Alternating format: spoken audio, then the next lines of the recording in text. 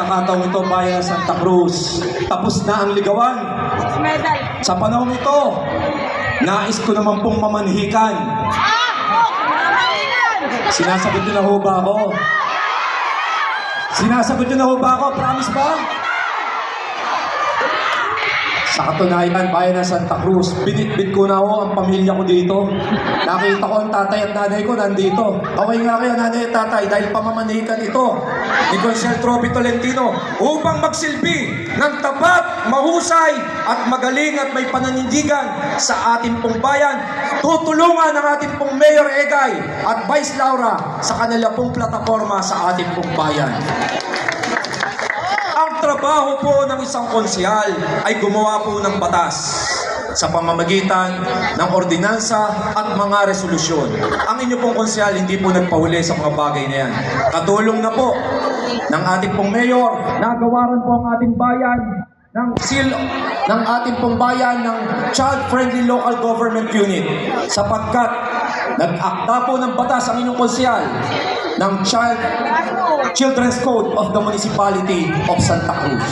Dahil po dyan, kinilala po ang ating bayan na isa po sa mga nangangalaga sa mga bata, lalong-lalo na po sa kapakanan nila mula sa sinapupo ng nanay hanggang sila po ay lumaki, magbinata at magdalaga. Tumako naman po tayo sa iba pa pong ginawa nating batas, ang Gender and Development Code. Ang Gender and Development Code ay kalipunan naman ng mga batas na tumutulong po sa mga kasarian, lalong-lalo na po sa mga kababaihan.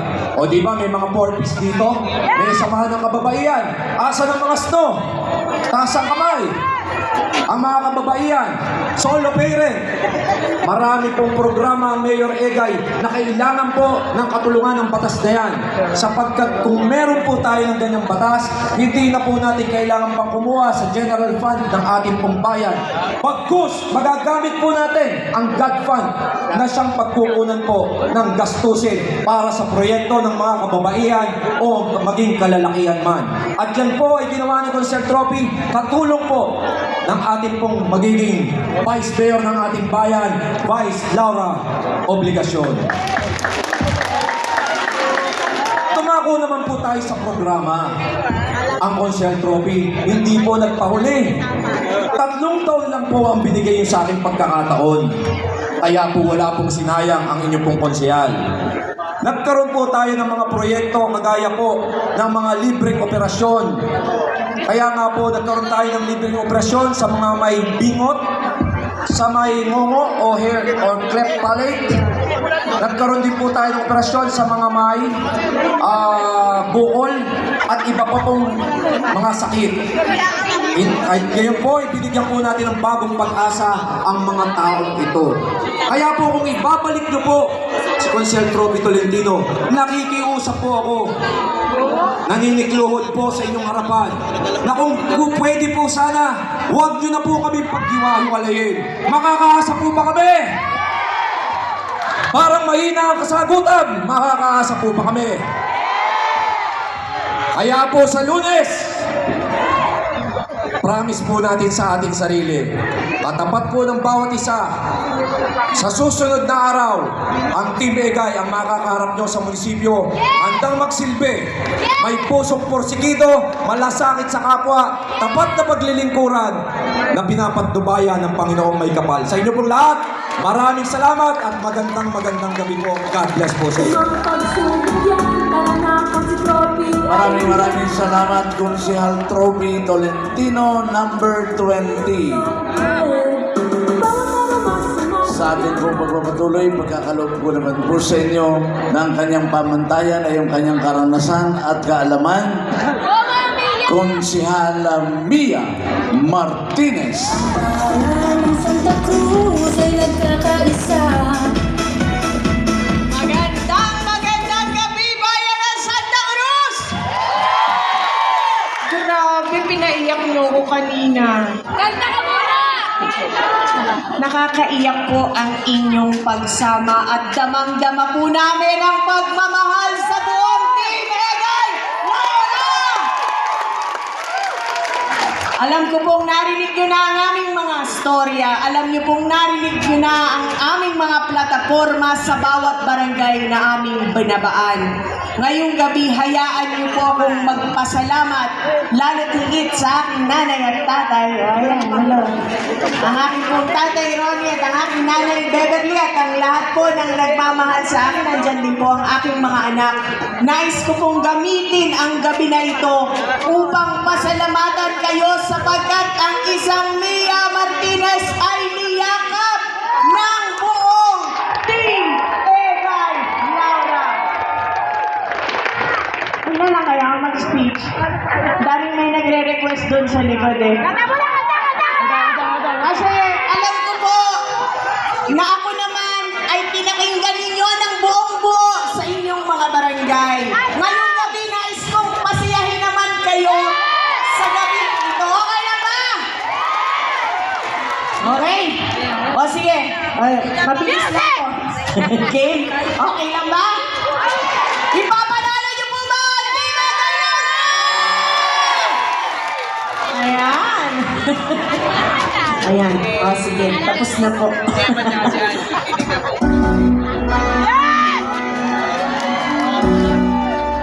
Para po sa inyong lahat.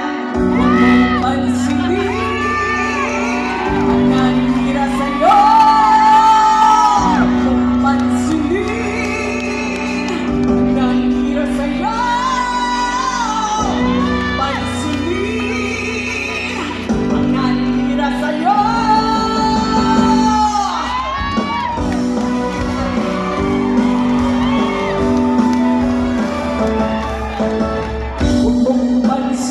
Pansinin ang nanira sa'yo.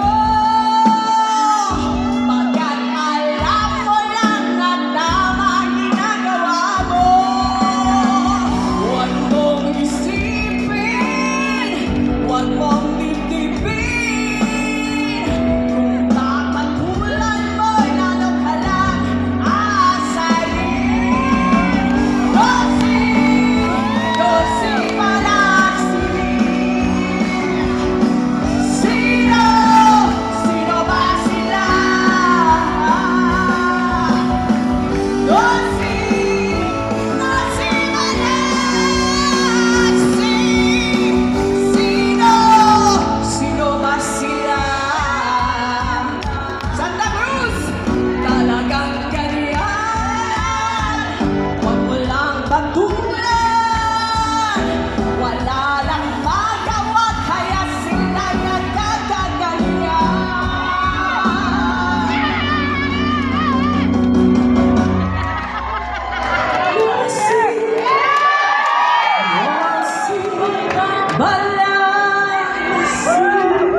I love you! Sino? Sino ba sila?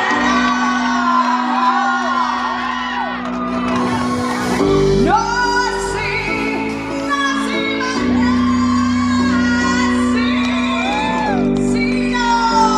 Sino ba sila? Oh, sino si Palasi? Sino? Sino ba sila? No, Sino?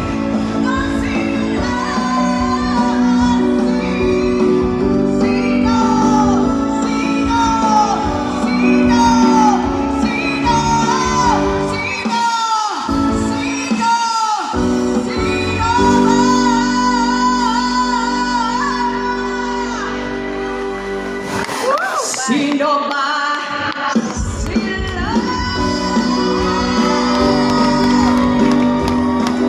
Santa Cruz! Tulungan niyo po ako sa darating na halalan.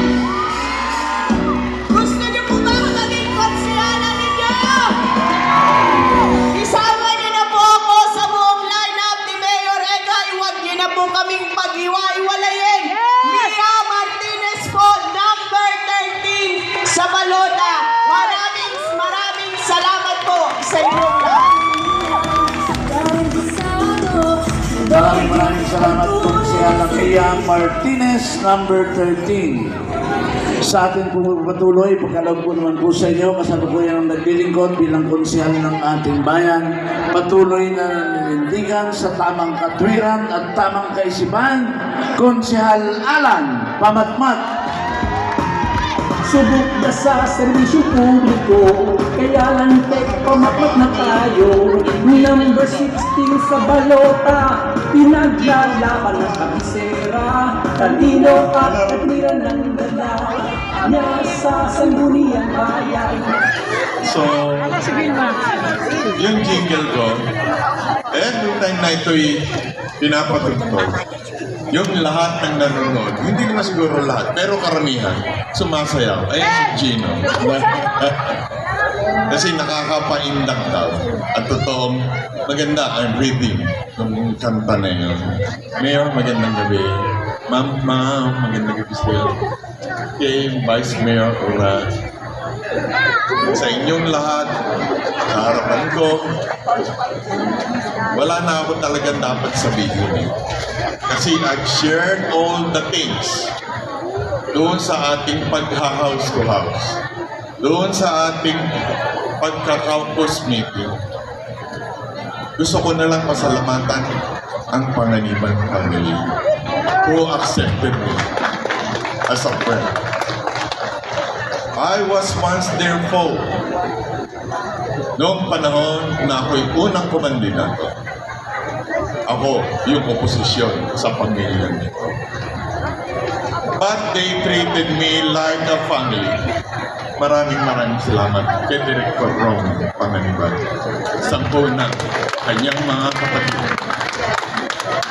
Kanina, sa paglalakad namin, nakasalubong ko yung long lost friend ko, si Mayor Ariel Mancalas.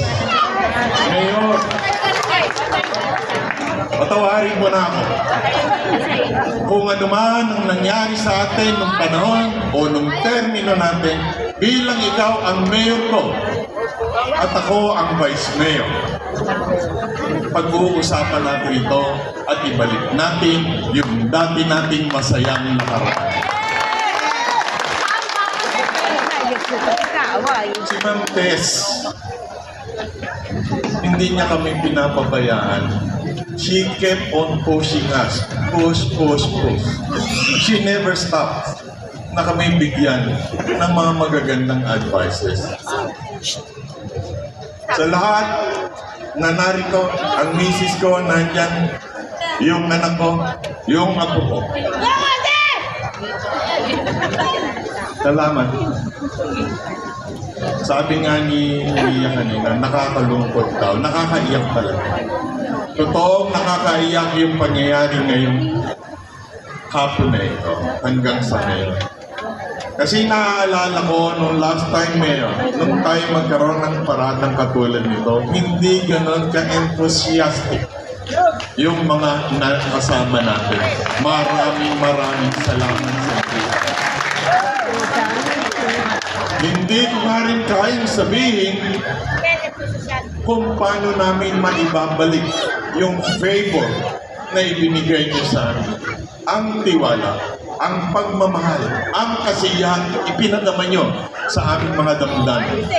Doon sa mga tagapagimbaw sa please, nandyan sila. Magandang gabi sa inyo. Baka magtampo ang aking Marintes Labon. Nasaan? So, nasabi ko na rin na halos lahat nga kanina, no? Medyo nawawala ako. Pero papagnitin ko lang. Malimit kasi kami ni Mayor. During our term, the past 6 years, minsan naiiwan kami dalawa, nag-uusap doon sa kanyang opisina over a cup of coffee. Gusto ko lang ipakilala sa inyo kung ano yung Mayor. So yun talagang leader natin. Leader na talaga sabi nga is merong puso, merong talino, meron talagang pangarap para sa bayan ng Santa Cruz. Hindi lamang ito yung mga pangangailangan ng mamamayan ang kanyang inaasikaso, and he makes it a point na talagang dapat yung bawat nangangailangan ay mabigyan kaagad ng aksyon the soonest possible time. Yung kanina, yung mga ipinalabas dito, yung mga tao niya, hindi niya binigo.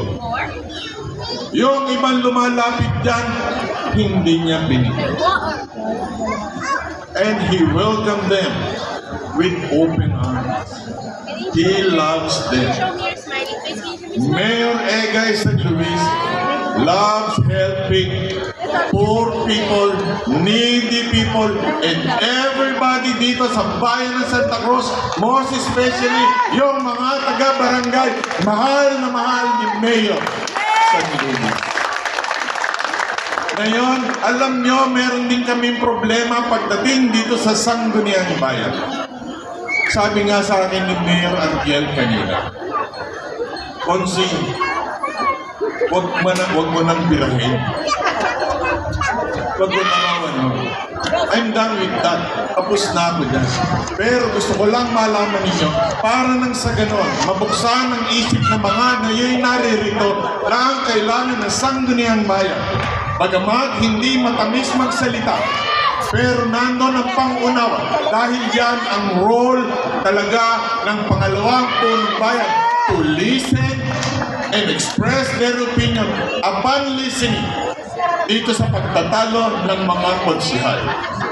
Ang konsihal ang nagpapasya kung anuman ang mga resolusyon o ordinansa na ipapasa dito, hindi ang pangalawang punong bayan. Gusto kong ihatid sa natin ang ating magiging Vice Mayor na pinaniniwalaan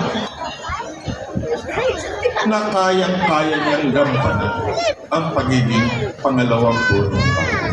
I've been a Vice Mayor, pero kung wala kang motibong politikal, hindi ka pwedeng magkamali.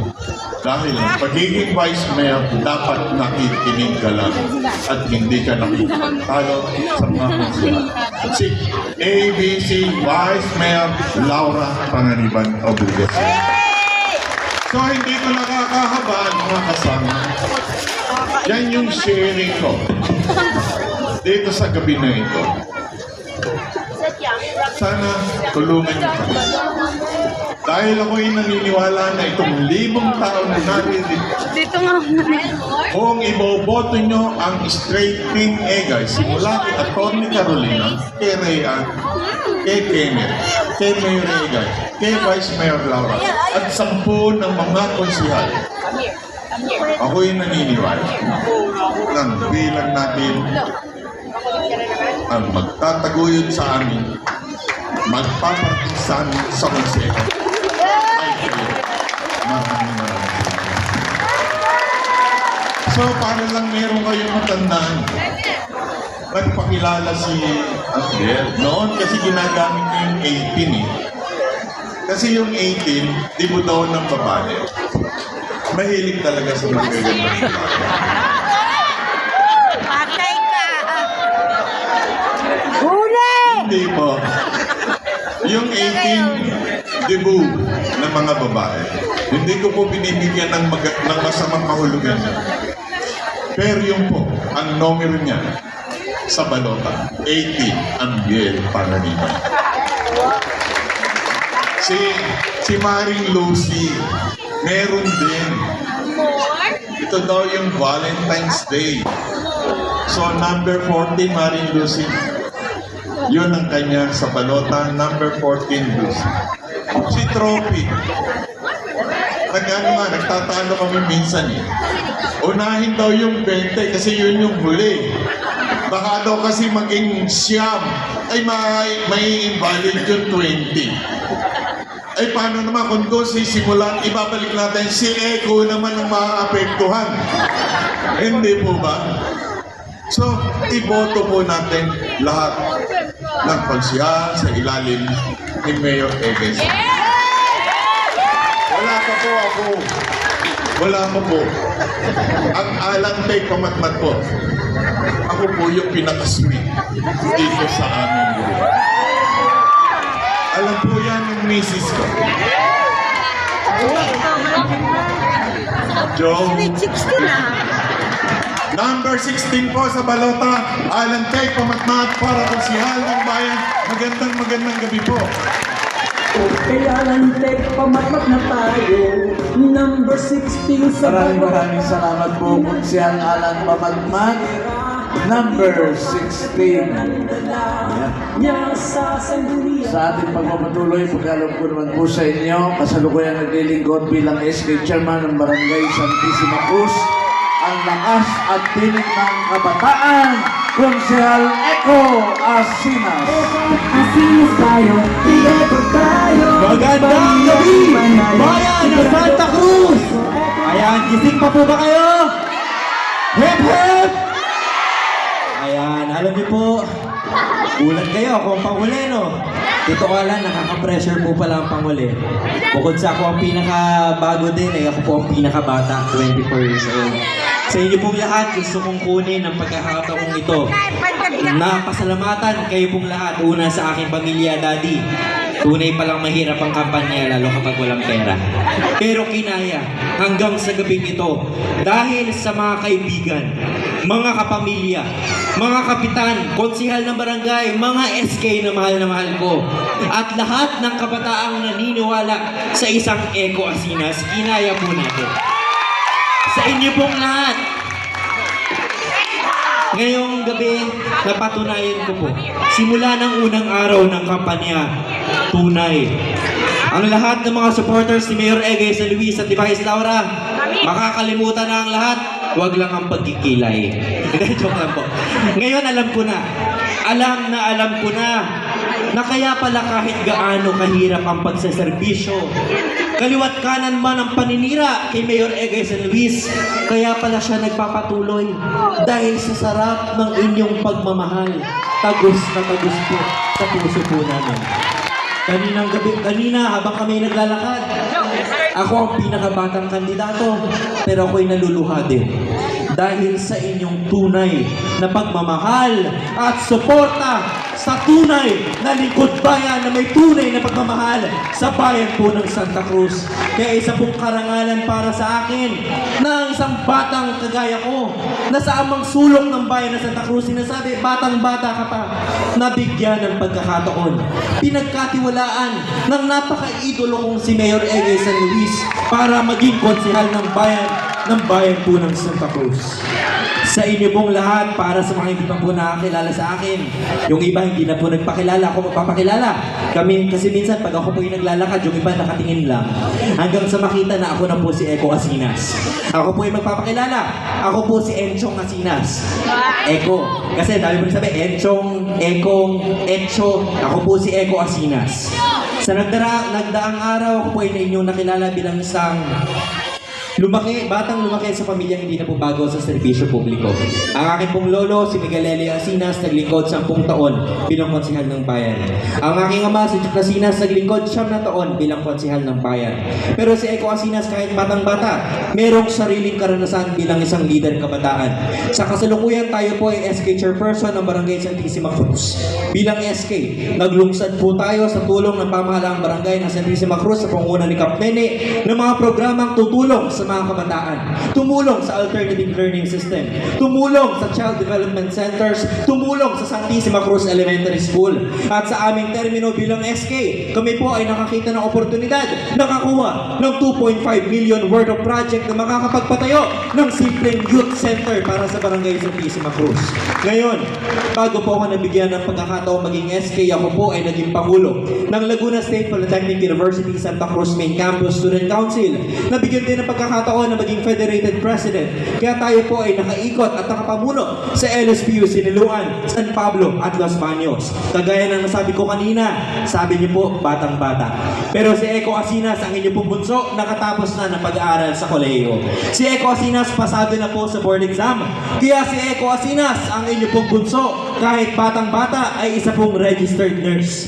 Nakapag pinagkatiwalaan, minahal, at binoto ng bayan ng Santa Cruz, merong isang batang lingkod bayan, batang registered nurse na titindig sa sangriang bayan at titindig sa ating paborito at nag-iisang mayor. Ang alam kong patatapusin natin ang termino, Mayor Egay San Luis. At kinakailangan ipanalo natin ang isang Vice Mayor na tunay na gagawa sa Sangguniang Bayan. Vice Mayor na bising-bisi sa pagtulong sa ating mga kababayan. Vice Mayor Engineer Laura Obligacion. At syempre, alam ko po, bayan ng Santa Cruz, kayo'y gising na. Gising sa katotohanan na kapag hindi nagkakaisa ang Sangguniang Bayan, ang kawawa, taong bayan.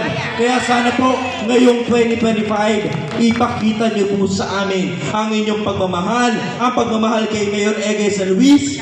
Dahil kung totoong mahal niyo si Mayor Egay, kung totoong mahal niyo ang bayan ng Santa Cruz, hindi niyo po kami paghihiwa-hiwalayin.